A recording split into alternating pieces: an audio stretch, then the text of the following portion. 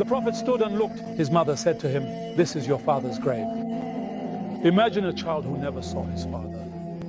On his first journey, he is an orphan, and he is told, "Look, this is your father's grave." So the Prophet, peace be upon him, stands there.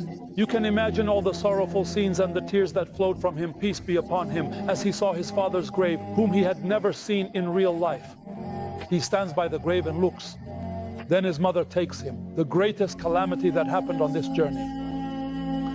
Amina walked on and entrusted herself to her husband's family. And when Amina set out on the road, she walked 150 kilometers in an area called Al-Abwa. Here, Amina became exhausted and collapsed to the ground. On the road, in the wilderness, in the desert, and Ayman lifts her up, saying, "No sooner had I lifted her than she raised her hands." She leans in, embraces Muhammad, and dies.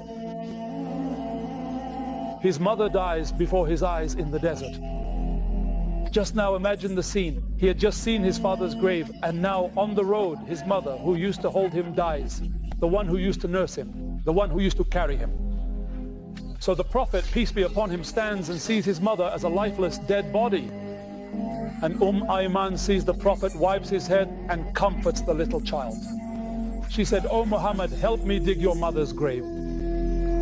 Can you imagine? 6 years old. Has any of us ever experienced such pain? And he digs, and the Prophet, peace be upon him, digs while crying in the middle of a desolate desert. And Ayman says, "I used to keep him away," meaning she didn't want him to see the grave.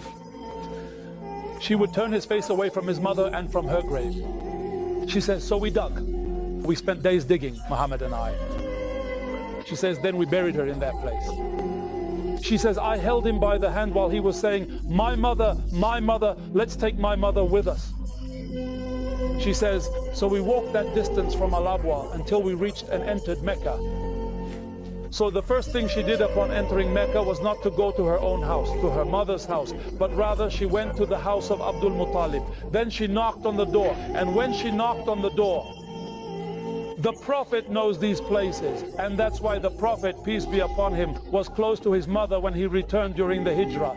When he returned during the conquest of Mecca, the Prophet said, "I asked my Lord for permission to seek forgiveness for my mother, but he did not permit me. So I asked for permission to visit her grave, and he permitted me." So the Prophet stood out of loyalty and dutifulness at his mother's grave.